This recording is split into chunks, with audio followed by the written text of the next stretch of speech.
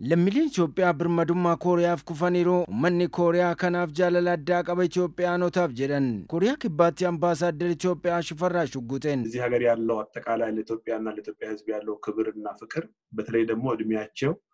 ከ40 ዓመት በላይ በሆኑ ዜጎች በጣም በሚገርም ደረጃ ያለ ነው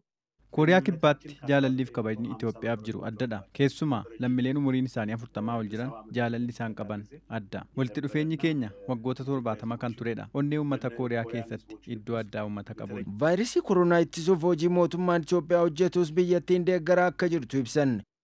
ማቴሪያል ምርመራ የሚሆኑ ኪቶችን ገዝተው ልከዋል። መከላከያ የሚሆን ማስኮችንና ከነሱ ጋር ተያያዥ የሆኑ እቃዎችን ገዝተው ለጤና ጥበቃ ሚኒስቴርና ለኮሪያ ጦርነት አርበኞች ቬተራንስ አስረክበዋል 80,000 ማስክ በእጃችን አለ እሱን በሚቀጥሉት ቀናት ውስጥ ወደ ኢትዮጵያ እንልካለን meeshaalee ittisa vaayirasii koronaaf oolan hirmaattota waraana Kooriyaaf gumaachaniiru kunis ministeera fayyaa federaalaa harka ga'eera maaskiin 80,000 nu harka galee jira kanas gara Itoophiyaatti erguuf jirra meeshaaleen qulqullinaa nama dhuunfaan gumaachamanis ni jira karaa kooyikaan piroojeektiin hojjetamus ittisa vaayirasichaaf bara kana akka oolu godhamee jira liqaa ittisaa waan kanaafis mijeessaa jira Kooriyaa kibbaa keessa maatii loltoota durii fi barattoota Itoophiyaa walumaa galatti 1,300 ta'antu jiru isanis ittisa ኮቪድif ጉማachuu isaan ibsan እስካሁን ድረስ በሰበሰቡት ገንዘብ ወደ 130 የሚጠጋ ሙቀት መለኪያ ማሽኖችን ገዝተው ለኛ አስረክበውናል እነሱንም ከማስኮቹ ጋር በሚቀጥለው ቀናት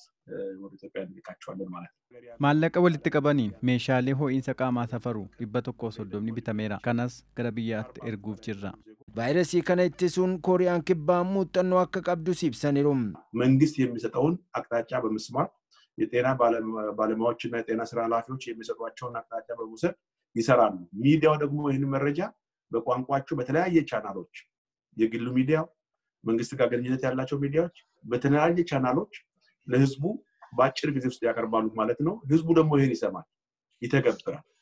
ስለዚህ በመቀናጃታቸው ምክንያት የአደጋውን መጠን ሊቆጣጠሩ ይችላል ይሄ አደጋ በጣም አስቸጋሪ በሽታ ነው ይሄ ሄዷል ሲጥል ተመልሶ ይመጣል እና የሚተላለፍበት ፍጥነትና ጉዳት የሚያደርስበት ፍጥነት ከመታሰበው በላይ ነው ስለዚህ ይሄን ለመቆጣጠር የሚያደርጉት እንቅስቃሴ በጣም የሚገርም ነው አንዱ ቴክኖሎጂ አቅማቸው ነው ከቴክኖሎጂ አቅማቸው በላይ ግን የህዝቡ ባህል የሚዲያው ግልጽኝነትና ሚዲያው ደግሞ ለህዝቡ ያለው ተደራሽነት ለህዝቡ በቂ መረጃ በተሟላ ሁኔታ ማቅረብ በግምት አይደለም በዝርዝርና በሚታወቅ መንገድ ለመከላከል በሚያስችል መንገድ ህዝቡ በማስደንገጥ ሳይሆን በማሸበር ሳይሆን ትክክለኛ መረጃ በመስጠት ከምን መጠቀቅ እንዳለበት ሰው ummanni gorsa ogeeyyii fayyaa fi qajeelfama mootummaa dhaga'uun sirnaan hojiirra oolcha miidiyaan mootummaas ta'e dhuunfaa odeeffannoo sirrii uummata biraan gahu biyyattiin misoomaanis muuxannoo guddaa qabaachuu ishee kaasan እዚህ ሀገር ምንም ማዕድን የሚባል የለም ብረት የለም በዓለም ላይ ግን አምስተኛው የብረት ኩባንያ ትልቁ አምስተኛው የብረት ኩባንያ ያለው እዚህ ሀገር ነው እኛ ሀገር ያለው አሁን ወደ ማከለኛ ምስራቅ የሚሄደው የብረት ከዚህ ነው የሚሄደው ነዳጅ የነዳጅ ውጤቶች እዚህ መጥተው ፕሮሰስ ሆነው ይሄዳሉ ቡና እዚህ መጥተው ፕሮሰስ ሆኖ እንደ ጁስ የሚጠጣ ሆኖ ወደ ዓለም ሁሉ ከዚህ ይሰራጫል ሪፕሮሰስ በማድረግ በአንደኛ ደረጃ ያሉ sibiila buna boba'aa osoo hin qabaatin alaa galchuun sona itti dabalanii gabaalaaf dhiyeessu teekinooloojii kana isaan irraa baruu qabna roga hundaan walitti dhufeenya biyyoota lamaanii cimsuu muuxannoo biyyattiin qabdu qooddachuufis akka hojjetamaa jiru ibsaniiru በሁለቱ ሀገሮች መካከል ያለው የኢኮኖሚክ ትስስር የቴክኖሎጂ ሽግግር